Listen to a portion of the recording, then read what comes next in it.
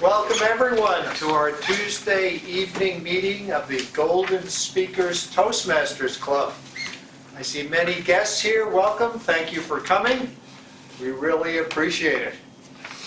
And now it's my pleasure to introduce the president of the club, Jean Symington Craig.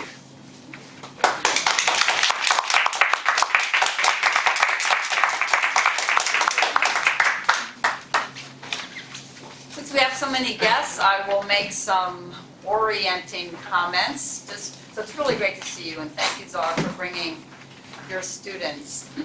Thank you for receiving us. Yes, yes. Well, right off the bat, you see that we do a lot of clapping. So that's a good thing because it's a little chilly in here. It'll keep your hands warm. So just be ready to clap when people are coming and going. It'll be good. Secondly, it's really great. You're probably here, you're getting ready to start careers, you're being students. The idea is then you carry those skills out. And Toastmasters is the ideal tool for learning how to be able to communicate, express yourself to wherever the people that you're going to be working with, wherever they are. Because somewhere, and I understand you're compro, so your computers, and your computer will always understand you, right? Yeah. It's the people that are on your left and on your right that may not, or the people that you're on the phone when you're working. So Toastmasters is an opportunity to learn how to start using those communication muscles so that the work that you're doing, wherever it is and whoever you're doing it with, is going to be most effective, and you'll feel most satisfied with what you're able to accomplish. So it's really great. I'm thinking many of you maybe are not from the U.S. Is that a correct assumption? Yeah, correct. Maybe just, we'll just touch base here really quick. Let's just go around and just say your name and what country you're from. Just so we can, because that's another thing about Toastmasters. It doesn't matter what country you're from, and Toastmasters is in 135 countries around the world, because everyone needs to communicate. But it's just nice to have all that diversity. So let's start here. Just say your name and your country. My name is Samrat Prasad. I'm from Nepal. Nepal. Very good. Next. Me, Navendra Limbu from Nepal. Nepal. Okay. It's me, Sagar Prasad Pandey from Nepal. All right. Nepal's in the house. Okay. Next. Nazmul Hasan, Bangladesh. Bangladesh. Okay. I'm Miki from Ethiopia. Ethiopia. Okay. We're getting some great diversity. Sorry. It's okay. Zani went. I came from Burma. Burma. Burma. Oh, It's called Myanmar now. Myanmar. Yeah. They always Myanmar. say It's formally called. Formally Yeah. called Burma. Yeah. Okay. All right. Let's come over here. I'm Rikas Karki and I'm from Nepal. Oh. Hello everyone, my name is Sriraj Karki and I am also from Nepal. Got some serious Nepal going on. I'm Soni Singh. I'm from Nepal. Woo! And Jyotiraj, you are? I'm from Nepal. Yes. Good. Okay. Did I catch all of our guests? Okay.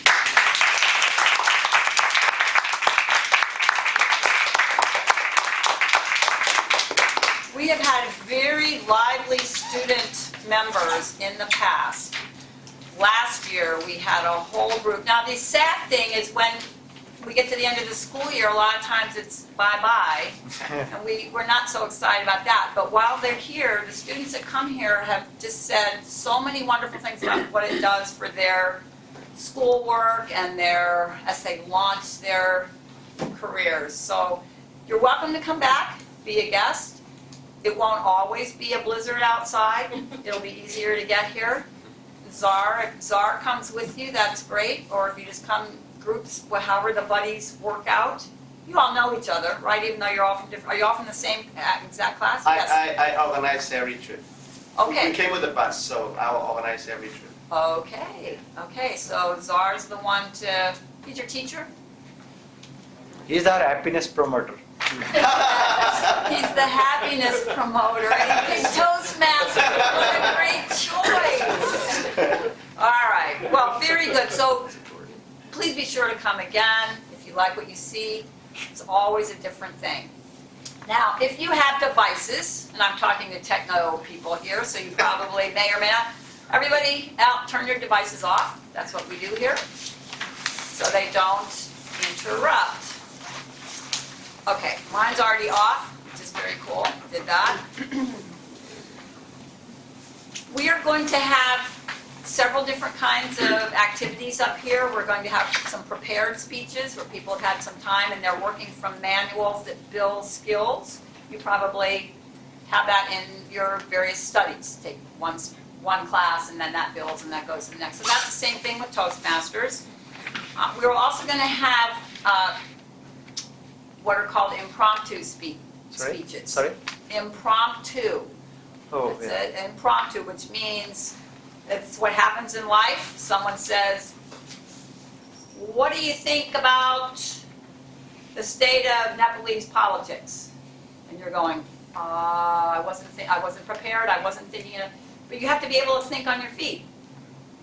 So this helps get those muscles going. How do you? Or your wife says, "I'm not sure I'm happy with the way you're picking up your clothes." You got to be able to think of something. Right? Okay, that's those muscles. You don't want to just suddenly go silent. You're allowed to think a little bit, particularly those hard questions like that. Someday. Okay, so anyway, and then we'll also have what's called evaluation. And evaluation is looking at what people have done, and it's a kind of a critique. It's pointing out things that they did well and possibly some things that could be improved. And that helps both the speaker and it also helps the evaluator. Again, I would think in your line of work, you're going to be often in a situation where you're looking at specs, you're looking at something that has been developed, and you're going, how does that relate to the standard that I'm supposed to be doing? Yeah. That's evaluating. Where did it match? Where did it not match? What does it take to make it match? That's a muscle. Okay. Did you know you had muscles in your head? Yeah.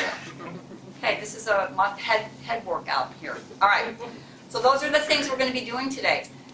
We always have someone who is our ringmaster, and that is our Toastmaster. And our Toastmaster for today is Mr. Will Burns, who will introduce the roles. Please help me warmly welcome Will.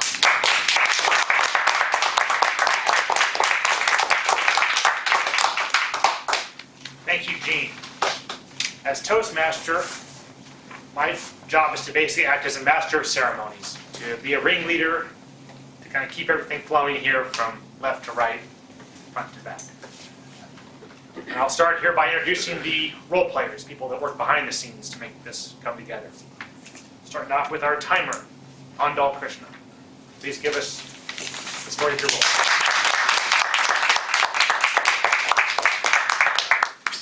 Hi everyone, welcome again. I'll be the timer today. You will have to watch for the light when it is green, and then if it turns yellow, it's your alarm to wind up your speech, and red, you have to, your time is off. Table topics are 1 to 2 minutes of speeches, and the green light will be turned on at 1 minute and yellow at 1 minute and 30 seconds, and red light will be on at 2 minutes. The prepared speeches are usually 5 to 7 minutes, and if it is longer speeches, I think it's 7 to 9 minutes, and you will see a green light at 5 minutes, and yellow at 6, and red at 7 minutes, and so on for the longer speeches. Evaluators are timed for 3 minutes. The green light will be turned on at 2 minutes, and yellow at 2.30 seconds, and red light at 3 minutes.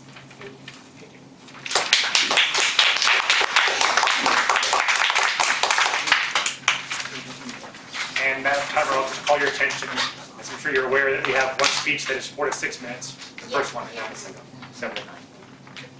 Our next role player is our grammarian tonight, Rick Starr.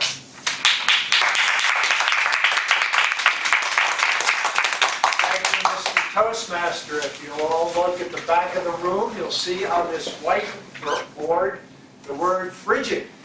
The word frigid is the word of the day. Frigid means cold, freezing, or wintry. We'll keep track of how many times you use frigid in your speeches. The winner will get an all-expense paid trip back to campus. So it's something to strive for. Aside from counting the word of the day, I, as the grammarian, will look for good uses of language and some uses of language that may need improvement. Mr. Toastmaster. Thank you, Rick. However, Rick is a man who wears many hats, and acting as our odd counter. Rick, please tell us about that portion of your evening. Thank you, Mr. Toastmaster. The odd counter counts the number of filler words that we use. Filler words are ah, like, so. Because in Toastmasters, we're training you not to use these words, but to use other words. So I'll count it for each speaker. I'll count the number of filler words they use, and I'll make a report at the end of the evening. Mr. Toastmaster. Thank you, Rick. We also have a general evaluator. That will be Stuart Straub. We'll hear from him later on in the evening. And now let's dive into our speeches. And first, to introduce our first speaker, Art Atkinson.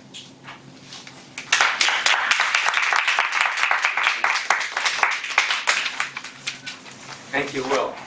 Good evening, Toastmasters, guests, and viewers at home. It's my pleasure tonight to introduce our next speaker, Donna Lindley, who is giving what we call in Toastmasters her icebreaker speech.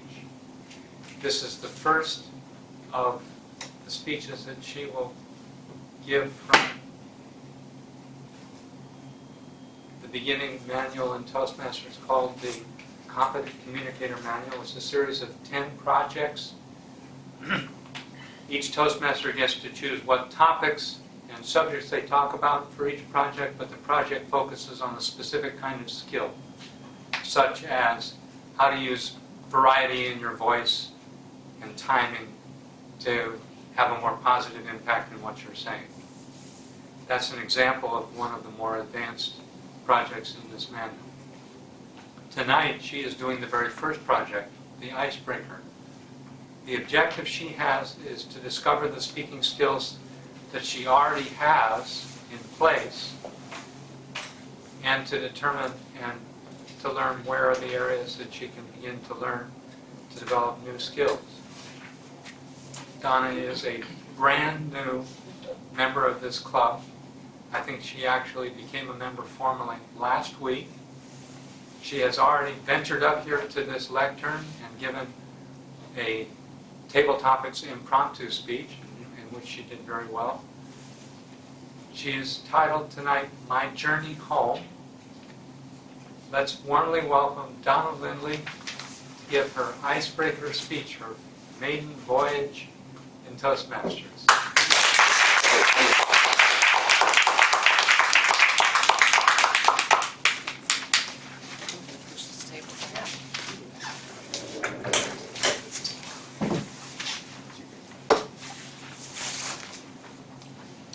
Mr. Toastmaster, fellow members, guests, and people at home.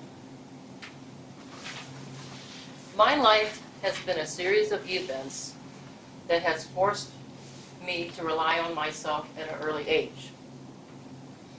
I've spent most of my life exploring my thoughts, feelings, and my reactions to what happens to me. If I was to sum up my life, I would call it my journey home. I was born in St. Louis, Missouri. I do not know that much about my biological family. I was taken away from my family for child abuse, neglect, and malnutrition.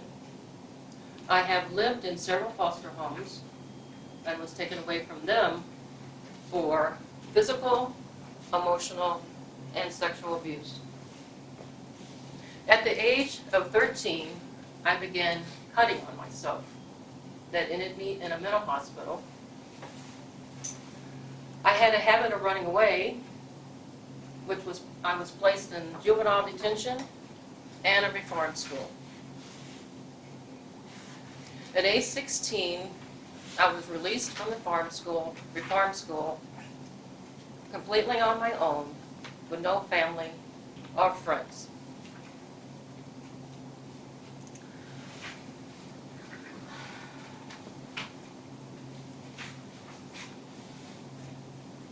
I earned my GED while I was in reform school. I have a bachelor's degree in psychology with only a formal education of 7th grade education. I have worked 17 and a half years in hospice.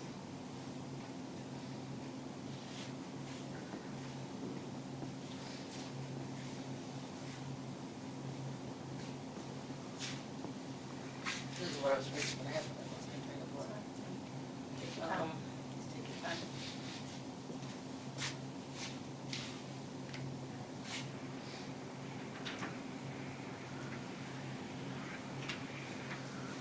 During the years of turmoil, I experienced grief, loneliness, and anger. These feelings were so intense, I thought I was going to be eaten up alive by them. I just wanted to die. I did not want this life that was given to me. I would cry out to God, why did you give me this life? And after many years of growth and contemplation, I have come up with a conclusion. Before I was born, I asked God, please let me experience human suffering in all its many different forms. I'll learn how to get through these trials and tribulations, and I will share what I have learned with my earth family. And God took me seriously. The fact is, as long as we are on this planet, doo-doo is going to happen, even to the best of families. There is a reason why I'm sharing, why I am being so open and candid about my life. I want to share with you what I have learned. I have learned that I do not have to be defined by my past experiences. I have the power to choose what direction I want my life to be. I do not have to have a Leave It to Beaver life. And for those who do not know what Leave It to Beaver life is, the life of everything is wonderful, beautiful, 24/7, beautiful life. I don't have to have wealth, even though I have to say a little wealth would help. And I don't have to be thin to be happy.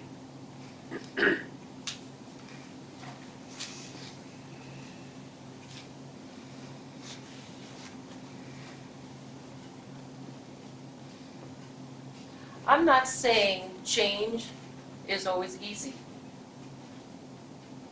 especially when life deals us with a whole tree full of lemons, and we're supposed to make lemonade out of this. But with determination and the willingness to change, almost anything can happen. I'm saying almost anything. Because sometimes, no matter how hard we try, the circumstances is not going to change.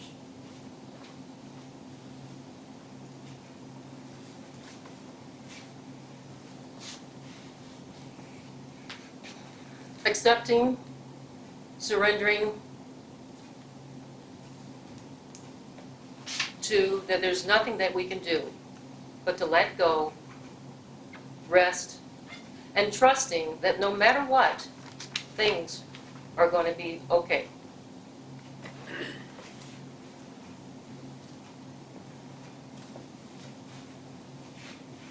And things do change when we trust.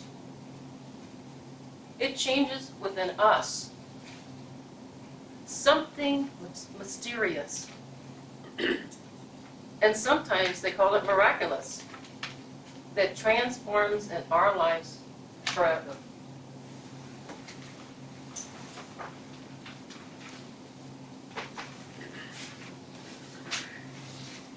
I believe happiness is not just for the chosen few. It is an inherent right that we all deserve to experience. My mission in life as an upcoming motivational speaker is to lessen unnecessary suffering by sharing my life story and how I have overcome my own obstacles. I want to reach out to those who are in despair and who thinks that there will never be a happy tomorrow. Time and love is on our side, are the greatest healers of all. Change is inevitable. Sometimes it is slow, and other times it's very slow. Hang in there. There will be a better tomorrow. Life is a journey. And the best journey is the relationship we have with ourselves. When we are at peace with ourselves, we are at peace with the rest of the world. Thank you.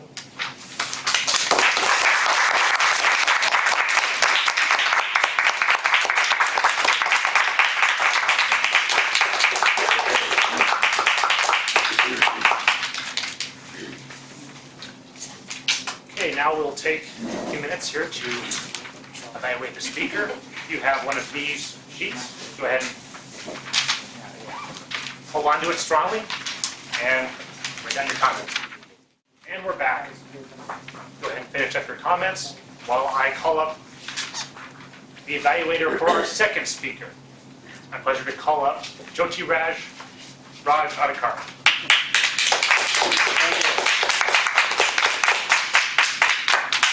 Hello, Toastmasters guests and viewers at home. It is my pleasure to introduce Ryan Prana Miller. He is doing his first project from this advanced communication series. This comes after you finish your 10 best pieces. So he is doing his first project from this manual. Now his manual is the storytelling. He has a 5 story to tell to finish this manual. He is doing the first one. Prana Miller is a graduate of MUM with a Bachelor of Science in Sustainable Living with a focus on renewable energy. He has worked for Everybody's, Green Iowa AmeriCorps, and the MUM Rec Center over the past 4 years. He pursues investing on the side, and he has a goal to become a professional tennis player as well. He is considering a master's degrees in business administration and sustainability in the future. He has always enjoyed telling stories of journeys to others. And tonight, he will be telling a story for his first speech in his Advanced Communication Manual series, as I told you. And his objectives tonight would be to tell a folk tale that is entertaining and enjoyable for a specific age group, to use vivid imagery and voice to enhance the tale. The time would be 7 to 9 minutes. And the title of the story is Blinded by Greed, Saved by Kindness, Alibaba and 40 Tips. Help me welcome our speaker.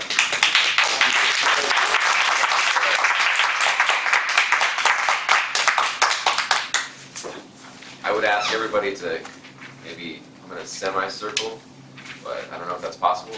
There's enough room. What do you think? You good? All right.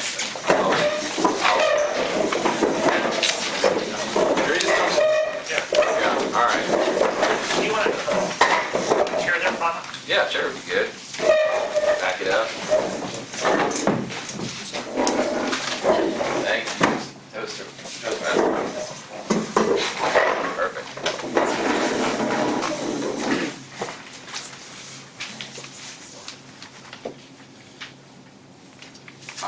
Baba was a man who lived a modest lifestyle and was very humble and maybe a little bit naive. His brother ruled a kingdom in Persia, and one day Ali Baba had an opportunity that would change his life forever, that he wasn't expecting, and was a little bit of a good omen as well as a bad omen for his life. So let's get into the story. Ladies and gentlemen, Toastmasters, and viewers at home, Ali Baba was walking to his normal everyday work. He's a wood harvester, right? We all have jobs. So his job, like I said, a very modest lifestyle. He would go to the forest, cut down wood, and I mean, this was, I don't know, maybe 500-600 years ago, let's say. So the gold standard was in use. We didn't use paper, or they didn't use paper. They used gold to pay for their things. So he noticed a band of thieves coming down the road, brandishing their weapons and very intimidating. So he hides in the bushes and notices they open up a door and deposit their gold and their treasure and everything. So he sneaks in afterwards after hearing the code word that is the word to open the door, which is open sim sim I.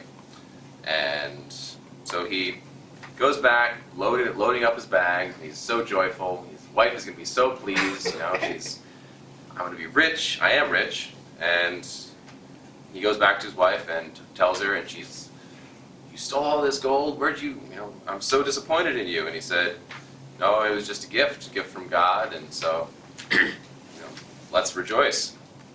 And then his brother finds out through the grapevine, Ali Baba's brother, who is Qasim, the ruler of the kingdom in Persia. He was ruling the kingdom, and he's a very kind of, he'll do anything for money, even though he's a good guy. He's the brother of Ali Baba, but he'll do anything for money. And so he asks Ali Baba where he got all his money from, his gold, and he tells Ali Baba, tells him the whole story, how to get in and get the gold. Unfortunately, his greed blinded him, and he's in the cave, and then he forgets the word to get out of the cave. He's carrying all of his money. It's like a chipmunk. He's got his nuts. He's so happy, and nothing in the world matters. He's got his gold, and then he forgets how to get out. So the king is discovered by the thieves, and he's killed, and his body dismembered, and it's not a good sight. But so Ali Baba comes to the cave after his wife and his brother's wife find out, and his brother's wife is like, "Oh, where's my husband? This is, he shouldn't be this long." And Ali Baba says, "Oh, it'll be fine." He's a pretty resourceful guy, and then his wife, they discover that he's dead, and so they want to, they ask the cobbler to sew up his body and bury it. But the cobbler, they blindfold the cobbler when they bring him to his house so they don't arouse any suspicion of what happened. And so then later on, the captain of the 40 thieves discovers that, what does he discover? He discovers that there is he wants to find out where this man lives, Ali Baba. So he sends his troop in to the town and puts a mark on his door. He bribes the cobbler. A cobbler, again, do anything for money. Give him enough gold, and he'll tell you anything. So he tells him where he lives, and he finds he's blindfolded, but he remembers the way back to his house while he's blindfolded. And so the next thing that happens is the captain comes back with just on his own, and memorizes the trip. He memorizes how to get back to the cave, or to the house. And I don't know how I'm doing on time here. It's kind of a long story. But basically the story goes on, and the author is, I don't know who the author is even, but it's kind of like a folk tale. But the author is just showing numerous times, there's a servant in the story, and she saves Alibaba many times. So she's very clever. She notices the X on the door, and she puts an X on all the other doors in the village, so that, because this is weird, why did somebody put an X on our door, you know? So she puts an X on all the doors, and so that to just distract the captain from finding their house. So she's very clever, and the next time the captain comes, he disguises himself as a mustard oil salesman. So he's carrying 40 big barrels of mustard. He shows up in the house. He says, "Sir, I need a place to stay." And he says, "Sure, come on in." And he's got 40 barrels of mustard oil in his house. So the captain's asleep, the servant's asleep, and Alibaba's asleep. And then there's the lantern oil is run out, and so the servant comes into the house, and she's like, "Well, there's some mustard oil here, so I'll just refill the lantern with this." And she discovers that it's full of men who are about to, try to kill them. So this is the third time in the story when she saves Alibaba and pours all the hot mustard oil in the barrels and kills them all the 40 thieves. The captain still escapes, so the captain is he's a little bit upset because his whole band of thieves is gone. He doesn't have any friends to steal stuff with. And so the captain's gone, and he has one more plan to basically assure that no one's going to steal his treasure, because this Alibaba is the only man that knows where the treasure is. Has anybody heard this story before? Yeah? Okay. All right, I hadn't heard of it, so I don't know. It's interesting to me. So, anyways, he goes into the last thing that happens is the captain finds the Alibaba's son at the market, and he's selling jewelry, and Alibaba's son is selling something else, and Alibaba's son, another kind of naive, he just says, maybe my father will invite you to our house because you're so nice and you take me out to dinner and you're very nice. So Alibaba invites him to his house, and the servant for the fifth time saves him because she notices that he's got a dagger in his coat, and he refuses salt, he refuses eating the lamb, he doesn't want to eat spinach, he doesn't want to eat anything, and he's there for dinner. So what the heck? You're in our house for dinner, you're supposed to eat something, right? So he doesn't want to eat anything. So the Alibaba's servant starts this dance, and she's very clever and ends up killing the captain with her dagger, and she saves Alibaba. And so it's kind of this long story of how this kind servant basically saves the man that really didn't know he could have died 5 times, and he had no idea. And as a result, he gives Alibaba, says his son should marry the servant. So everybody lives happily ever after.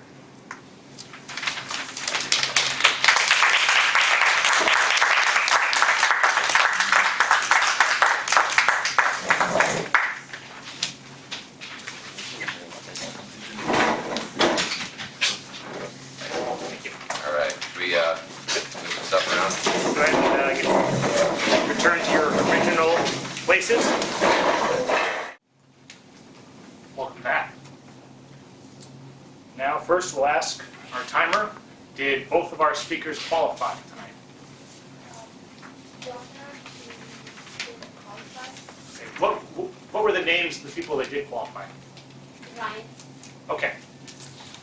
Generally, at this point, we would take this little piece of paper out and we would vote for best speaker. However, since one of our speakers did not go within the time constraints of the speech, we'll move on to the next section and we'll vote for Best Evaluator and Best Table Topics coming up. And now we are moving into the frigid portion of the evening that casts a pall over our feelings as our tough evaluators give us their unvarnished feedback here. And my pleasure to call up Stuart Straub to introduce our evaluators.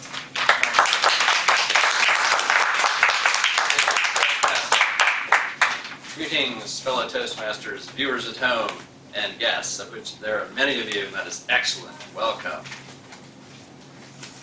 My role as general evaluator is to observe what was done well and to point out what could be improved to help us continue on our journey to become excellent speakers and influence others. First, I want to introduce Mr. Art Atkinson, who will be evaluating speaker number 1.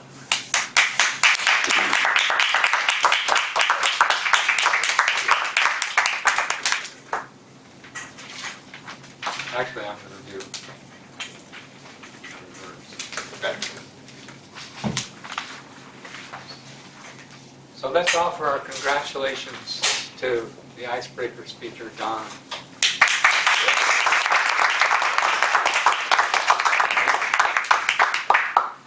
That was a masterful icebreaker. One of the best that I've seen. I'm going to do the evaluation by following the points in the manual. So I probably will have to leave the glasses on to do it well. Let me begin just by saying what I did like about this speech. That is the last question that the manual asked me to comment on. What did I really like about this? I liked the clarity and the intensity of purpose. I mean, she was very clear what she was going to communicate and very clear about her purpose in doing it, and that is a primary objective when you're learning to speak to a group and get ideas across. So I really liked it. I also liked the fact that she leavened the intensity of it with a little humor moment. In fact, that was my one suggestion for how you could improve this speech would be to have 2 or 3 such humor moments in the speech to offer a little bright spot. People will grasp more of your intensity if they see that you have the variety of a humor moment available. And the one that you did give us was great. So the first question, what strong points does the speaker already have? Well, she's highly organized. I think she may have memorized this speech. There was no fumbling around for the right word. It was a well-planned, well-executed speech. No filler words. No sign that I noticed of her being nervous, except possibly for one thing that I will suggest that you work on, and it'll come up in a future project, and that is pacing back and forth is not as useful a way to use the space as to purposefully move here to make a point to this part of the audience, and to move here to make a point to the next portion, and here to make another point. That's a purposeful sort of movement. I would also recommend avoiding being deep in thought and turning your back to the audience, which you did once or twice. How will the audience get to know the speaker? Well, by her manner and by the detail that she gave us of the topics, I think we got to know her very well. This is a serious, intense woman. Did the speech reflect adequate preparation? Well, absolutely. As I said, there was rarely a moment when she did pause once or twice to collect her thoughts, but the preparation was clear. There was deep thought. There was a clear organization, which started with the history, the details of the life, and then what she learned from it. That was the second portion. And the third portion, which was great, was what she's made of a mission statement for what she's doing with her life on the basis of these So all in all, an excellent icebreaker. Congratulations. I look forward to hearing more, especially with humor moments. Thank you.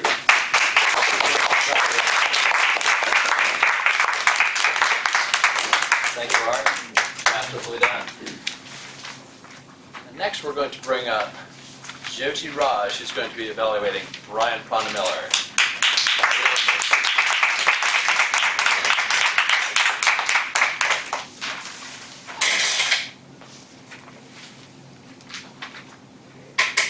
Toastmasters, yes. And Prana, where is he? Right here. Here. Okay. So I'll also follow the manual, but not line by line. I'll combine my evaluation with the manual. So what you did, how you attract our interest, the audience, and where your speech, your story entertain us. That was the first question. Yes. You asked us, everybody, to come on the semicircle, and you back it up, back this lectern back, and you have a little bit of introduction of Alibaba and the story, and that pulled the interest of all the audience. What techniques did the speaker use that were especially effective? Tempo, rhythm, inflection, pause, volume. So I liked when you paused, you had a very good pauses, and that was like when you are saying the second sentence, like the thief came and entering the door, and then you have a pause. That was very good. So we have that. We are listening what will be the next line of your story. So that attracted us. What part of the story were most exciting? What deliberate techniques shaped or distracted from the effectiveness of the story? The most interesting part for me was when that servant put the X mark on all the houses in the town. That was a very interesting part, and I can visualize that. So you have your hand gestures and your body movement also, even if you were on a chair. The distracting part here was your paper on your hand, so the notes, that was one of the distracting part. And the requirement also says that you try to tell your story without looking at your notes, so you have to be on your own. So was the idea conveyed? Yes, the idea was conveyed, and we understood what the story told. But exactly the conclusion part was exactly, I don't say missing, but I wanted to hear more. What was the actual idea of the story? Why was that all happen, and what did we get from the story by listening to it? That was the idea which I wanted to hear from you. And I want to improve. I want to give 2 recommendations to improve. One is the eye contact. I was missing that eye contact with you. So most of the time, I guess you have eye contact with this part of the audience. I didn't get that much of eye contact this side. So just improve your eye contact and a little bit of vocal variety. When the thieves comes to and say this like open sim sim, you can do like open sim sim, something like that you can do. So you improve your vocal variety, and next time you don't use your notes. Thank you.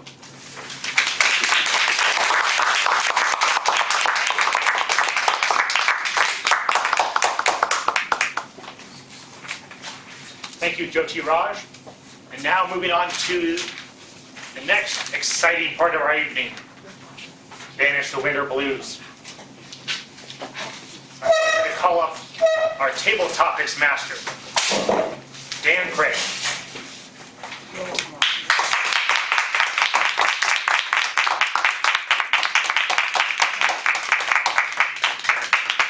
He's a speedy guy too. Thank you, Mr. Toastmaster, fellow Toastmasters, honored guests, viewers at home. As was mentioned before, table topics is the point in the meeting where we do extemporaneous speeches.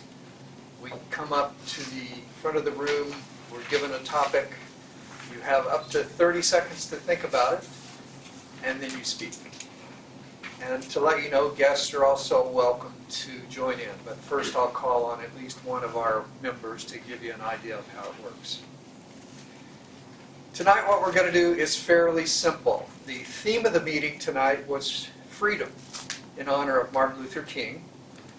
And all I've done is taken the word freedom, written it on a piece of paper, and cut it up into letters. What I'm going to have you do is come up. I'm going to need to borrow somebody's hat. Use ours. Sure.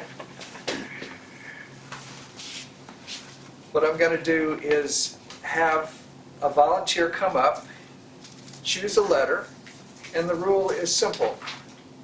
You look at the letter, and that's the first letter of the word that you're going to talk about, or the first letter of the subject that you're going to speak about. Other than that, you have the freedom to do whatever you want. Do I have a volunteer? Let's try Jean.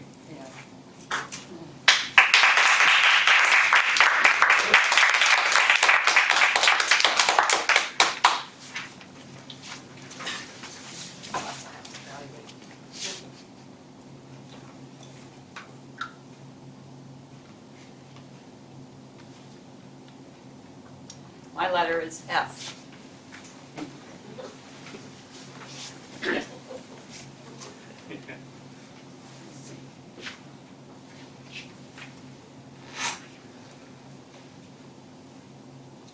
By the way, you have up to 30 seconds to think.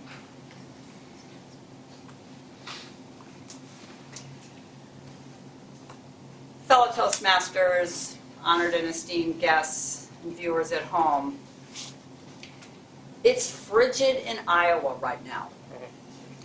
I have my scarf on. I took my coat off. Everyone's sitting here with coats on. It is frigid. Are we agreed? Yes. At our house, and I live with the table topics master, we have a house that has 2 fans up in the ceilings. Did you know that fans can change direction and either blow down or blow up? Did you know that? I didn't know that till I lived with Dan Craig. And it's important when it's frigid out and you have hot air that is rising all the time to get it to come down, because that's where the people are. And the dogs. We have 2 dogs. But you have to turn the fan so that when it goes, it's blowing down rather than up. This is all new to me. Dan switched the fans, and now we have fans blowing so that the hot air goes down. I will go on record as saying that I still feel like I am being fanned, which is not really the way I like to feel when it's frigid. I probably would rather just have it not blow. But I can't argue with the science and the technological know-how of my husband. So I put on a little extra clothing because I know we're getting warmer if we're using this process. I'm just a little chilled. And the fans keep running. So that is what I wanted to tell you. It's a frigid, fan-filled house that we're living in right now.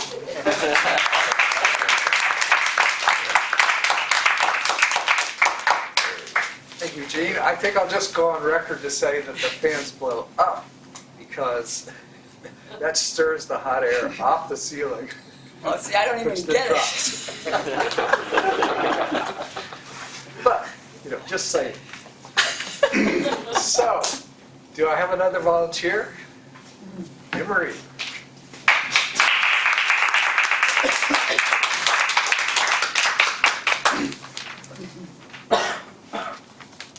Didn't like that one?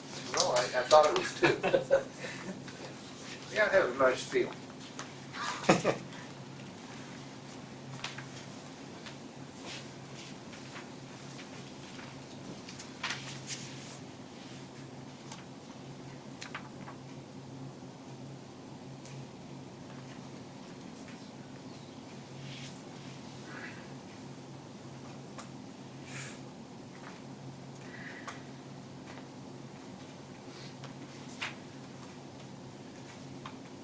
evening, guests, fellow Toastmasters, and viewers at home.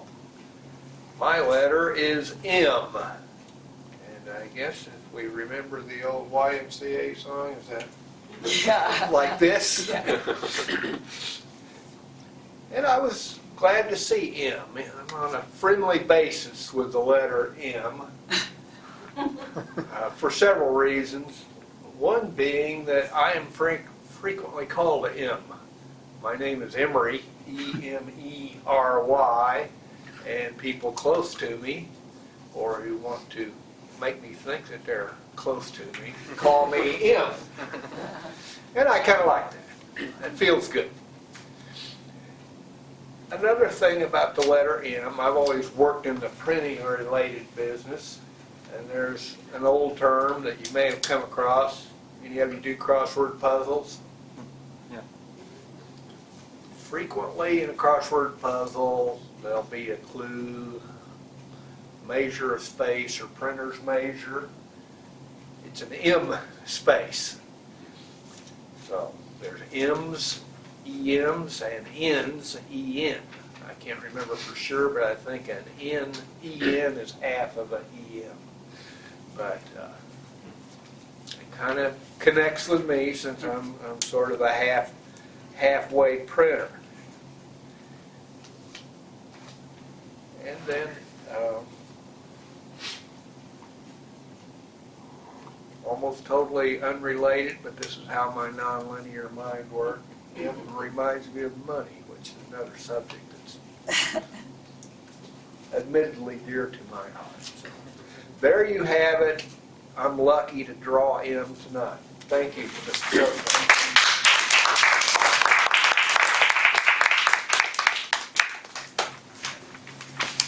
Okay, does any guest want to give it a try? Not required, but you'd be welcome if anybody wants to. We have a volunteer. Maybe next week. Maybe next week. Okay, anybody else? Jyoti Raj.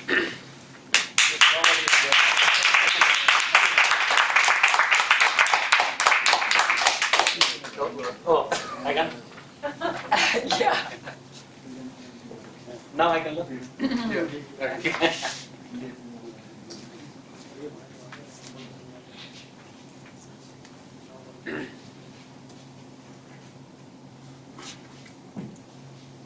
Fellow Toastmasters guests, and viewers at home, I have D here. Doing nothing is not freedom.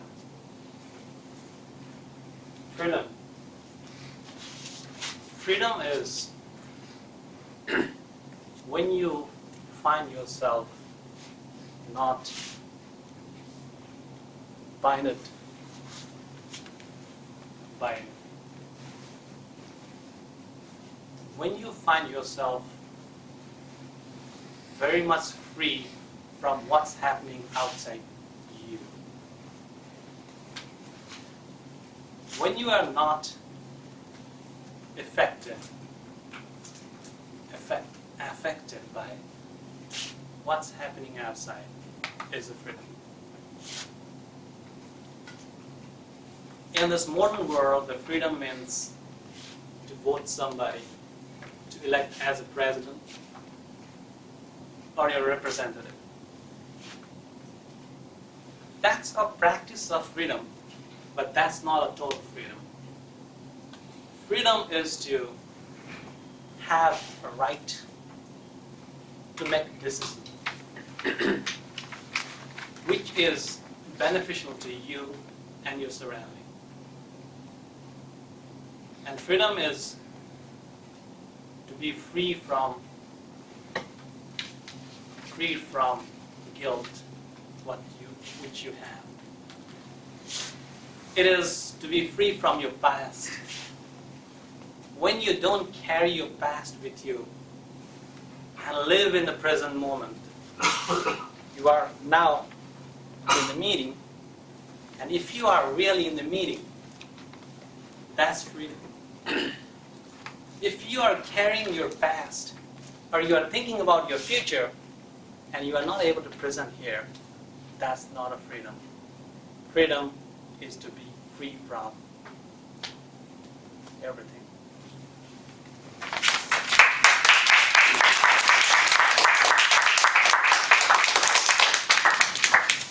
I think we got time for one more. Time's a little tight, but I think one more. Mandal.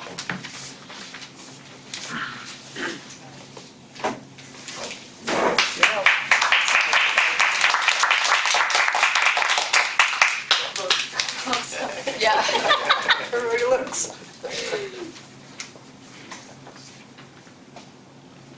About letter E.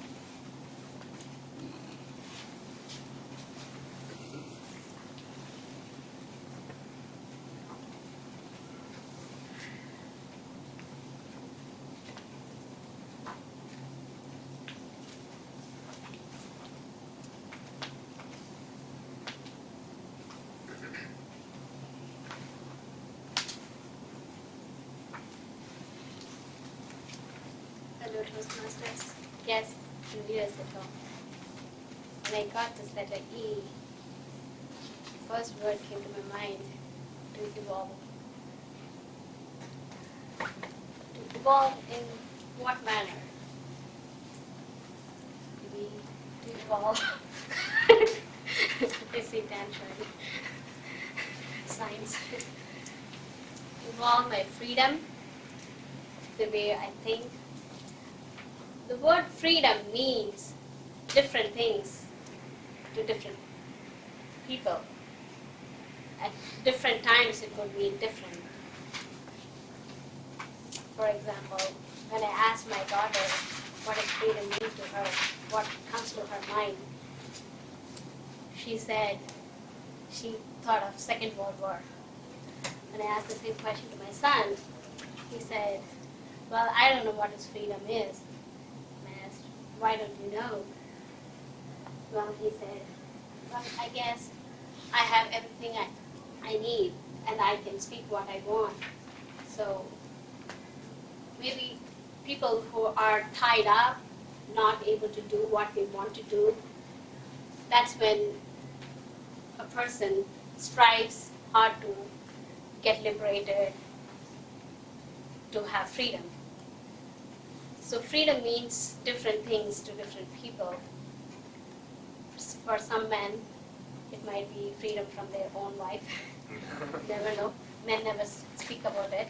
They really want to marry here and want to get liberation from their wife. The right person to meet is, you can meet me at the end of the Toastmasters. And I know many of you are not married. It's better to be proactive, but still come and meet me at the end of the meeting. I'll give you a marriage counselor's phone number. Thank you.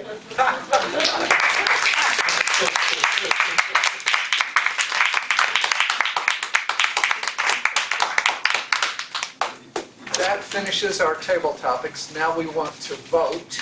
And before we do that, we want to hear from the timer the names of the people who qualified.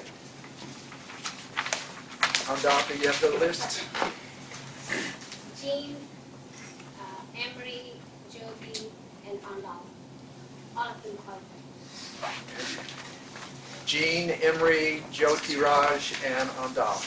Please take the slip that you have at your seat and vote for one of those.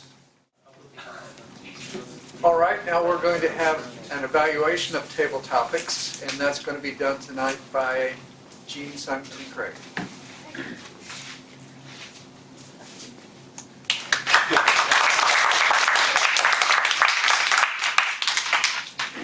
Thank you.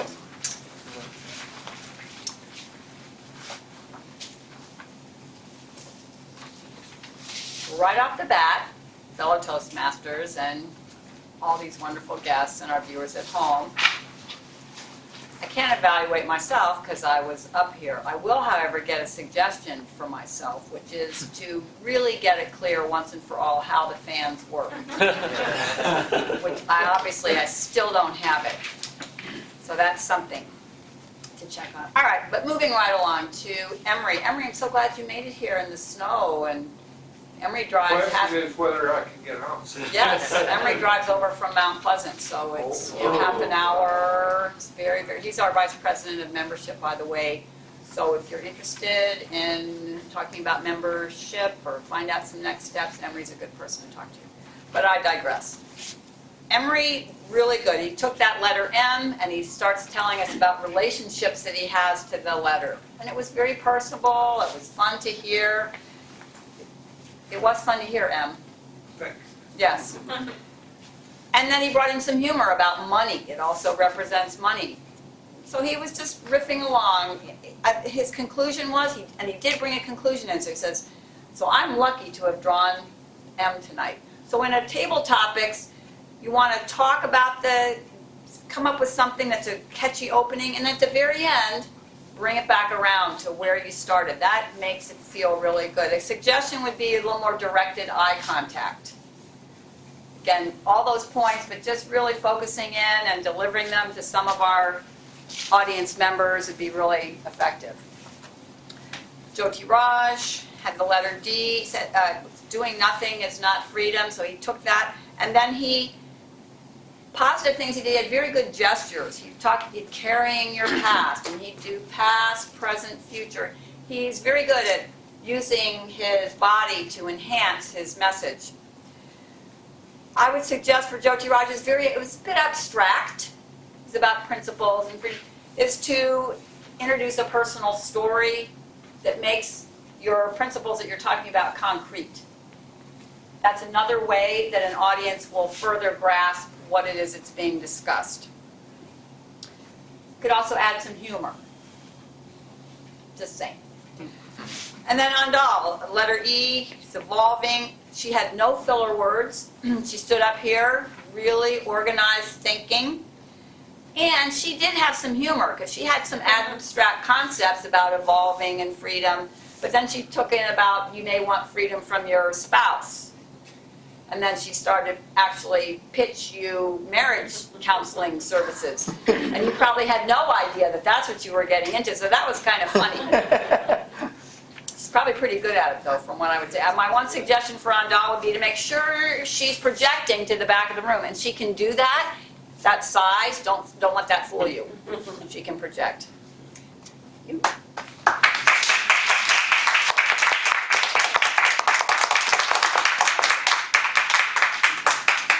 Thank you. And now it's my pleasure to call up our general evaluator once again. Let's do it. That's right. Come on up. Short stride. The one, the only. Thank you, Mr. Toastmaster. Big fan of the lectern. Fellow Toastmasters, guests, viewers at home. Well, let's begin with Art Atkinson's evaluation of the first speaker, and I promise not to make the room frigid. Excellent word choice, by the way. First, he did a wonderful thing. He exercised the skill of inclusivity by joining us all to warmly congratulate the first speaker on her completion of her first project, the icebreaker. And once people do that, then it's a bit of a battle uphill, but it's that getting over that hurdle, it really opens the way, and then you increase your skill, and then you marvel at how good you get. Art is very good at using the manual to illustrate how people complete the project. He has a wonderful use of language also, suggesting she leaven her speech by using humor, and he pointed out that the one time she did it worked very well for her. He pointed out that she organized her speech well, there's no fumbling for words, and he gave good constructive criticism that in the beginning had to be pointed out to me, to use the space more purposefully and never turn your back to the audience. Because we always want to be inviting, we always want people to be receptive to the message, because what we have to say is very important. One, Art is a very masterful evaluator. I would like him to raise his voice, and though he does it very well, your use of vocal variety, I would like to see you play around with that and see how it enhances your already considerable evaluation skills. And now we're going to move on to Yoti Raj Adhikari's evaluation of Ryan Pranam Miller. I like how Yoti comes up and he takes the stage. Yoti. Apologies, sir. I love how you come up here and you take the stage. And that's what we do. You know, it's our time for the space. We get up here and we're making a presentation. He explained how well the audience was drawn in by the speaker. It's important during storytelling, pulling people in, gather around. This is an intimate, fun activity. And he did a good job of mirroring the speaker's body language, which is a way of helping us recall the information that we heard. It's a good illustration of how criticism makes us understand what we hear more deeply. And excellent criticism about a storyteller. You don't want to distract the audience by looking at your notes, because we want to be fully involved in the story.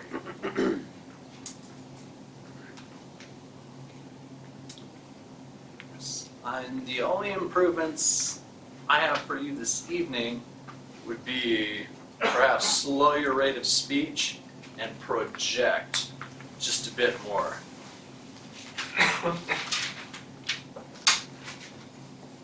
Jean Symington Craig.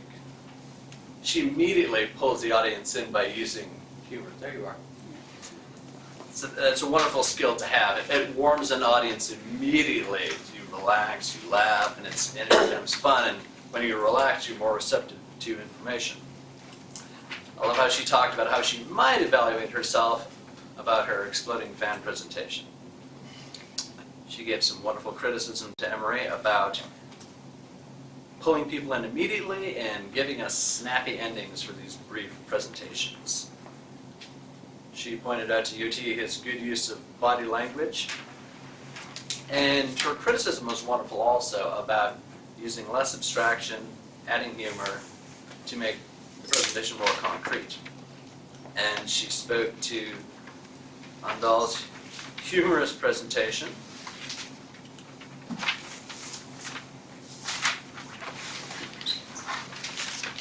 And now we're going to have a vote for Best Evaluator.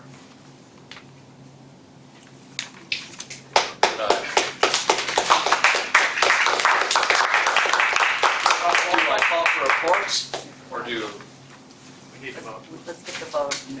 let's get the vote going? No, do they qualify? Yeah. Okay. Which of the speakers qualified, Andal? Oh, speakers? Evaluation. Evaluator? Art? No, he didn't. Okay. Jyoti Raj qualified. Jean?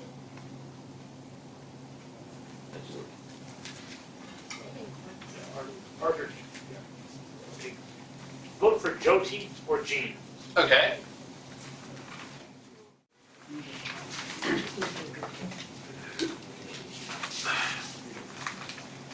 Okay, and I go through the reports and then okay. Alrighty, let's call on the evaluation team for their reports. We are going to start first with our timer on call.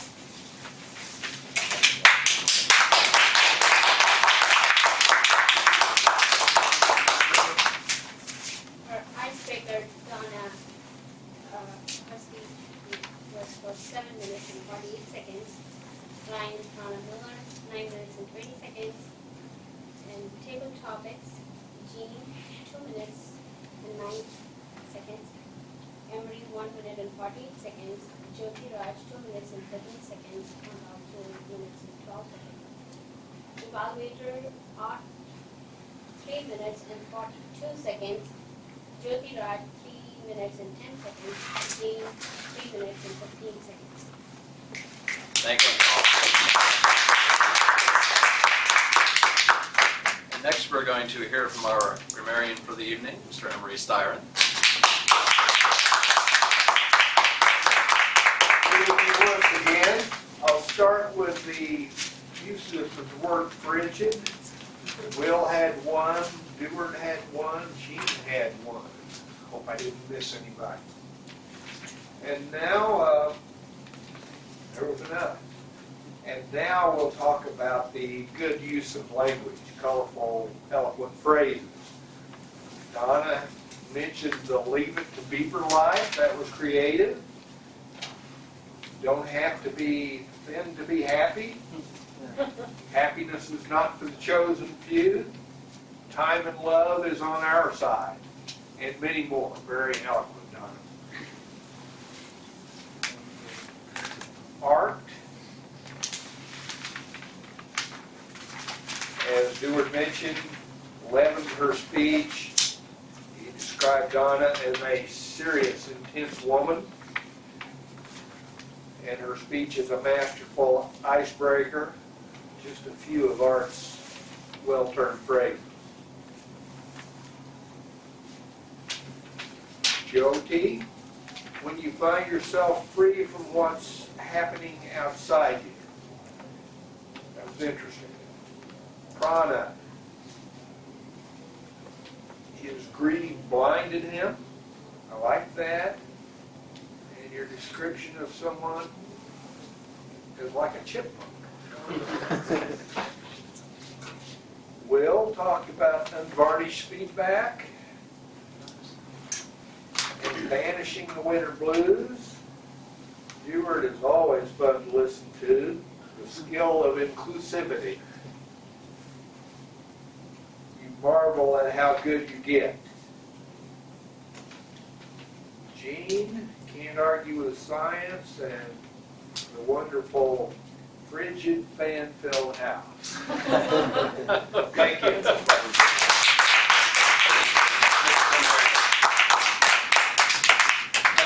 Next, we're going to hear from our awe counter for the evening, Mr. Rick Starr.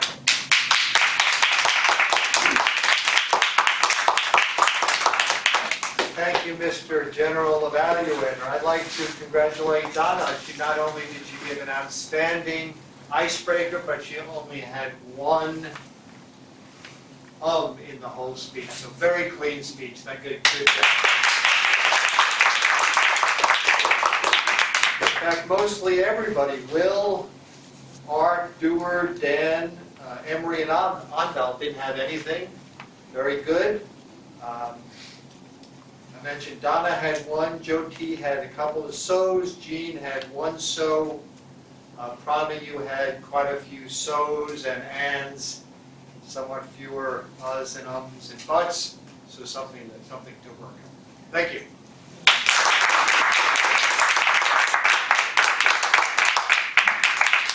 And I believe we're going to have a joke this evening from Andal.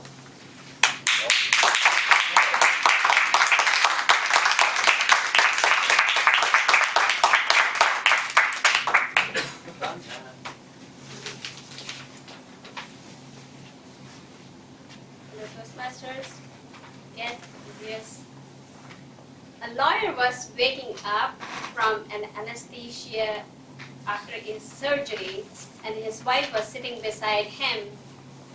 And he opened his eyes, fluttered, and he said, "How beautiful you look! You're so beautiful." His wife has never heard him say this, and she was so happy and stayed beside him.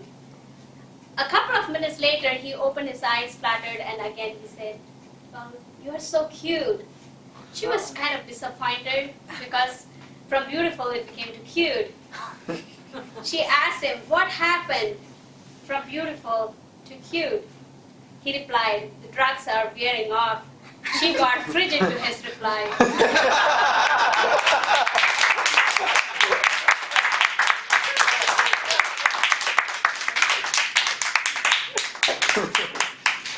Now we're at the portion of the meeting for the awards.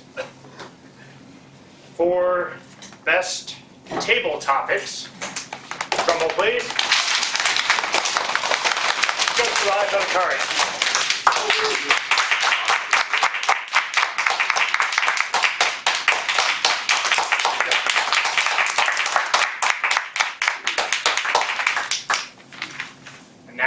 Best Evaluator. Jyoti Raj had a card.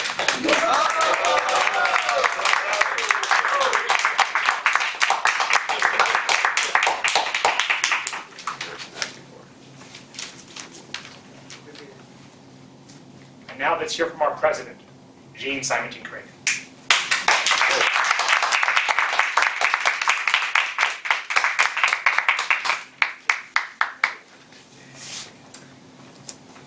Okay, have you had fun?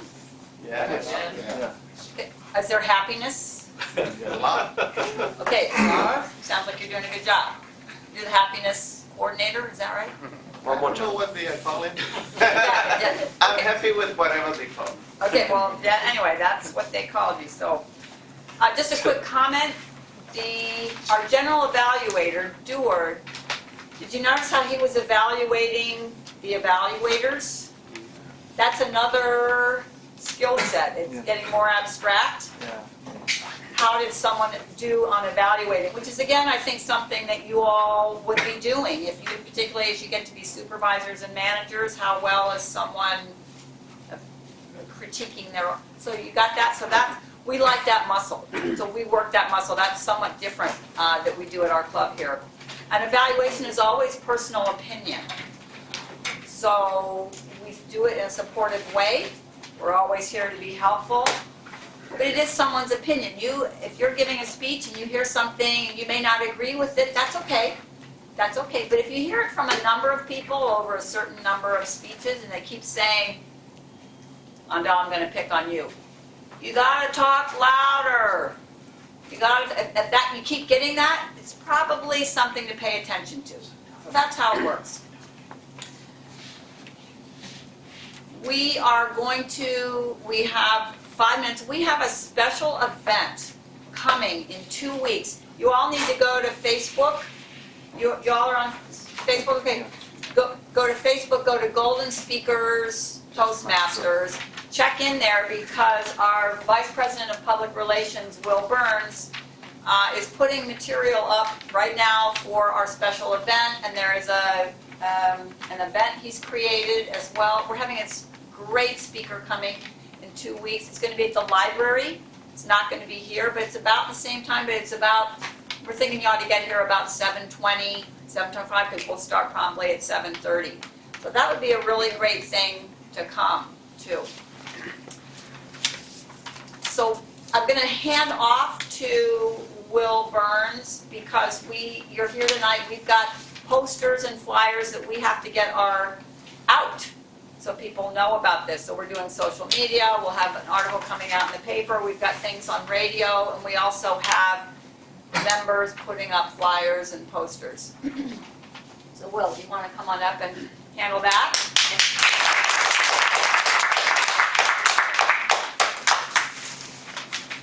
Okay, yes, our special meeting is coming up February 2nd.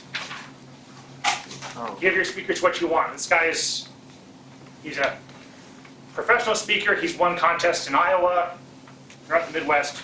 He's a great guy. He'll be here. No cost to attend. And there'll be refreshments as well. So now this is And now it's part of our sorry, that is at the library? at the library. Okay. Public library, just as you go in the front door, Yeah. to your right there in the event hall. This is as part of our PR campaign, we distribute posters. So for the members, this is a chance to help out the club, spread the word, and take these to local businesses, your workplace, etc. So I know Rick, I got you down for 3 posters to take out to Cambridge, is that right? Yes. Okay. Is there somebody, here's a member here who can take some posters for the MUM Student Union? I can take a few. Okay, great. Thank you. Then we have Noodle House. Anybody's ever eat a Noodle House? Donna? Okay. And everybody's. I'm going to volunteer for Prana. Thank you. Ty Deli. Dan. Now we're really... Are we giving out the small posters or the big posters to put in places like Noodle House and Thai Deli? Well, I think we should probably use the That's a good question. I know some places have a space requirement. So, I thought that's what well, maybe I'm wrong, I thought that's Yeah. what the big posters were for, Yes. the public places. Rick is keeping me on track here. You'll be getting the large posters, unless for some reason you need the small ones. But yeah, the large ones are for the main events, and the small ones you can just take and hand out to your associates. Up the work. So, yeah. Dan, who wants to take some for their workplace? Anybody? Okay, Newark. Awesome. And who wants to do the Herculean task of putting one up at the library as well, prior to the event? I'll do that, I have to go. I'll do that anyway. Okay, good. Okay, so come see me here at the end of the meeting, and I'll get you the posters. Oh, actually, how many would club members like to pass out? Okay, that's you. I have a few already. You do okay. All right, just put that for you. Okay, if anybody feels inspired to get more at the end, come see me.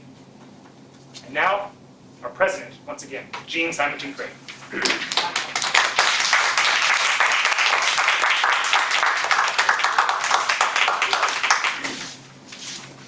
You don't want to miss Corey May, the speaker. That's all I'm going to say. If you like fun and you like happiness, you got to come see Corey that night. I'm going to go ahead and call up Rick Starr, Vice President of Education, and also Chairman of this particular event.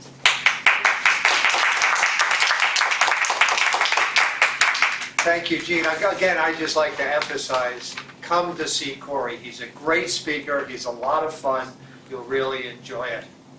Now, everyone in the club has helped out organizing this. Everyone has a role. I just want to, and all the rows are filled except one. We're going to have refreshments there, and everyone in the club is going to bring refreshments. But I was wondering if we could have one person to coordinate refreshments, coordinate bringing refreshments to the club, to the special meeting. And you don't have to bring any more than normal, but just call people, make sure what they're bringing, make sure there's a balance of things. You have anybody to volunteer for that? February 2nd? Huh? February 2nd. February 2nd at the library, get there a little early, and the responsibilities would be just to coordinate and make sure we have a balance of things to drink and cookies and whatever else we want. Do you have to be there that day to coordinate it? 'Cause I'm going to try to get there, but I might not be there. Ideally, you'd want to be there that day, but the main work of it is beforehand. It's calling people. We'll provide the phone numbers. We'll provide the list of members. Main responsibility. Call I every did, but I need a little bit more guidance of what I'm supposed to do, but I'll be glad to do that. Good, thank you, Donna.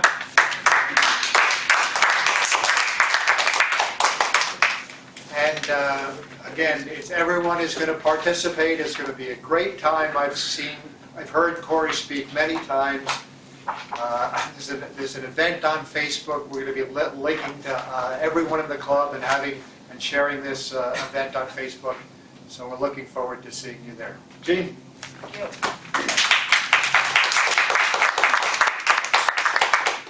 Okay, we specialize on ending on time.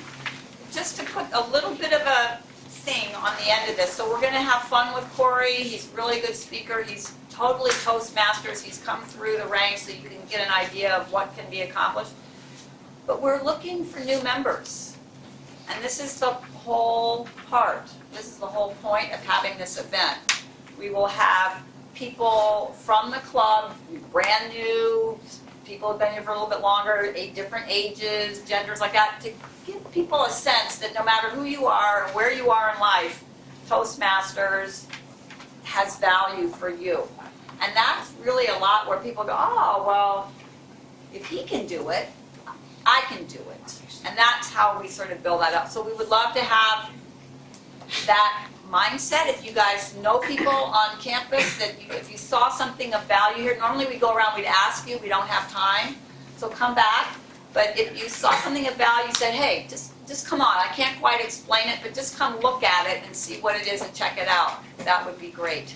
Okay, so happy travels, everyone. Be very careful driving. It's a little slippery. Meeting is adjourned.